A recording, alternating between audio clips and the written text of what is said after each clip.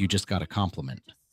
Someone said something genuinely kind about you, something they meant. And your first instinct was to push it away. Oh, it was nothing. I just got lucky. You're too kind. This old thing, anyone could have done it. Sound familiar? Most people think this is modesty. Humility, a sign of good character. Psychology says something very different. What's actually happening in that moment, when you deflect a compliment, when you minimize it, when you laugh it off or redirect it back, is one of the clearest windows into how you actually see yourself. And for most people, what's underneath that window is not pretty. Today, I'm going to show you what's really going on. Why some people can receive praise gracefully, and others physically cannot. What it says about your past, your relationships, and the story you've been telling yourself for a very long time. And once you see it, you will understand something about yourself that most people spend their entire lives never figuring out. Let's start with the science. When someone gives you a compliment, your brain doesn't just hear words. It runs a check, an automatic, involuntary. Lightning fast comparison. It takes the thing the person just said about you and holds it up against something called your self-concept, the internal image you carry of who you are, what you deserve, what is true about you. And if the compliment matches your self-concept, you accept it easily. It feels true. It lands. But if the compliment does not match your self-concept, if it says something about you that contradicts what you believe about yourself, the brain rejects it. Not consciously, not as a decision, but as a reflex. As automatic as pulling your hand away from something hot. And this is the core of everything. When you cannot accept a compliment, it is not because you are humble. It is because some part of you genuinely does not believe it is true. Researchers at the University of Waterloo studied this phenomenon for years. They found that people with lower self-esteem, not just low confidence, but a genuinely negative internal self-image, experienced compliments very differently from others. For people with a healthy self-concept, a compliment activated the brain's reward centers. It felt good. It was welcomed. But for people with a damaged self-concept, a compliment activated something closer to threat detection.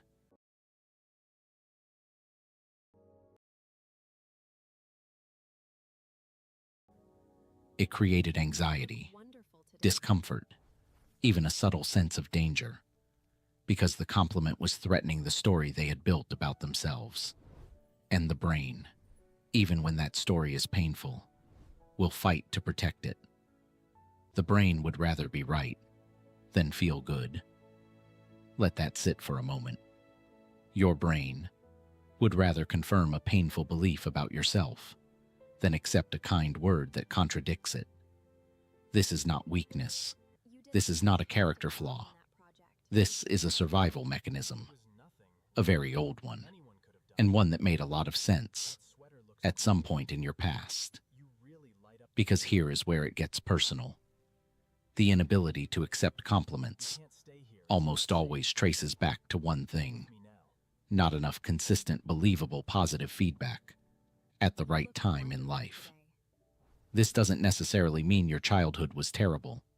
It doesn't mean your parents were cruel. Sometimes it's far more subtle than that. A parent whose praise was always conditional.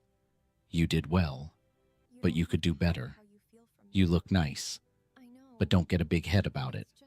I'm proud of you when you succeed, but silence when you fail. A classroom where standing out meant being a target, where being good at something was quietly punished.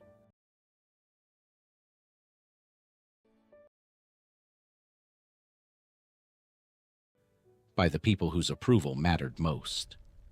A culture or family where modesty was so deeply valued that accepting a compliment felt like arrogance. where deflection was not just expected, it was required. Over time, these experiences don't just shape behavior, they shape identity. They build a self-concept that says, I am not someone who deserves to be praised. I am not someone who is genuinely good at things. I am not someone who should take up that kind of space. And then someone comes along and tries to tell you the opposite.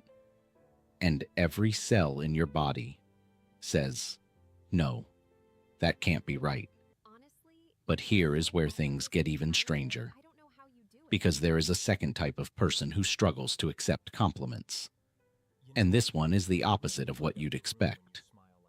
In 2019, researchers at the University of Amsterdam identified something they called praise anxiety in high-performing individuals. These are people who are objectively successful, smart, capable, accomplished. People who have plenty of evidence that they are good at what they do. And yet, they cannot accept compliments either. Not because they don't believe in themselves, but because they are terrified of what comes after the compliment. Because if you tell me I'm brilliant, now I have to stay brilliant. If you tell me that was the best thing you've ever seen, now what happens when the next thing is ordinary? For these people, the compliment is not a gift. It's a weight. It's a new standard they now have to meet. And the safest thing to do is to push it away before it raises the bar any higher. Oh, it was nothing. The team did all the real work. I just got lucky this time. This is not humility. This is fear, dressed up in very polite clothes.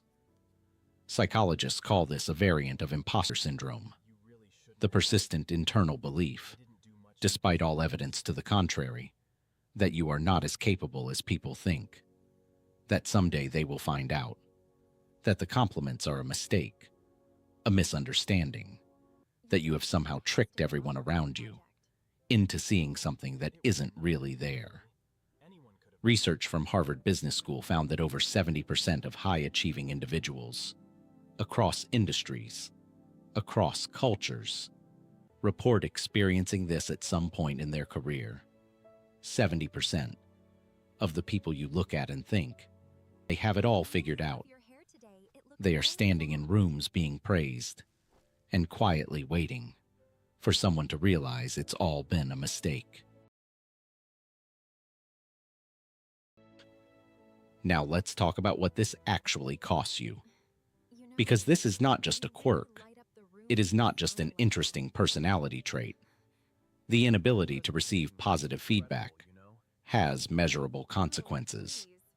Studies from the field of interpersonal neurobiology show that when we deflect praise, we are not just rejecting a word. We are rejecting a moment of genuine human connection.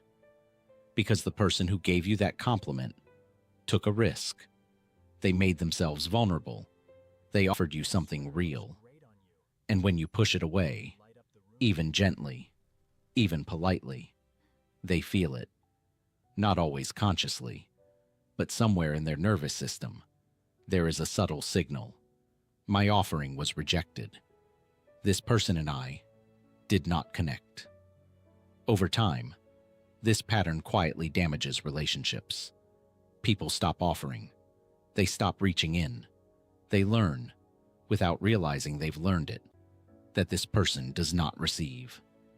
And eventually, they stop trying. And the person who cannot accept compliments is left wondering why. Even though they are surrounded by people, they still feel strangely alone. You are not just watching this from the outside. You are part of this.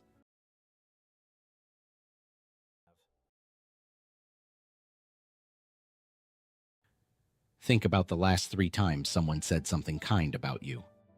What did you do? Did you let it land? Did you sit inside it for even a second? Or did you immediately find a way to make it smaller, to redirect it, to explain it away? Because here is the hard truth. The way you receive love in small moments is the way you receive love in large ones. The pattern doesn't change based on the size of the gesture. It is the same reflex, the same defense, the same quiet rejection of the possibility that you are worth what someone is offering you. And now, the deeper layer. Because it's not just about compliments. Research from UCLA on attachment styles and emotional receptivity shows that the same people who struggle to accept compliments also struggle to accept comfort when they're hurting, help when they need it, affection when it's freely given. They push away the very things they need most, not because they don't want them, but because somewhere deep down, they don't believe they have earned them. And you cannot earn love. You cannot earn kindness. You cannot earn the right to be seen clearly by someone who cares about you. These things are not transactions. They are offerings. And the only thing required to receive them